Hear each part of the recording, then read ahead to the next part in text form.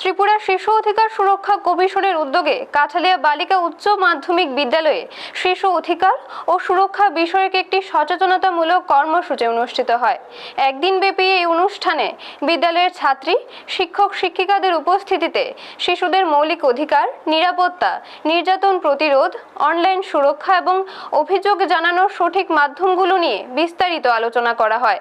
উপস্থিত ত্রিপুরা শিশু অধিকার কমিশনের চেয়ারপারসন ও অন্যান্য আধিকারিকরা শিশুদের নিরাপদ পরিবেশে বেড়ে ওঠার গুরুত্ব তুলে ধরে যে কোনো সমস্যায় যথাযথ কর্তৃপক্ষের কাছে অভিযোগ জানাতে উৎসাহিত করেন এবং সমাজকে এই বিষয়ে দায়িত্বশীল হওয়ার আহ্বান জানান।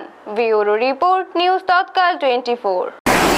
সিপাহী জেলা ডিস্ট্রিক্টের কাঠালিয়া 12 স্কুলে আজকে Tripura commission for protection of child rights অর্থাৎ ত্রিপুরা রাজ্য শিশু অধিকার সুরক্ষা কমিশনের পক্ষ থেকে আজকে শিশুদের নিয়ে একটি সচেতনামূলক অনুষ্ঠান আমরা করছি।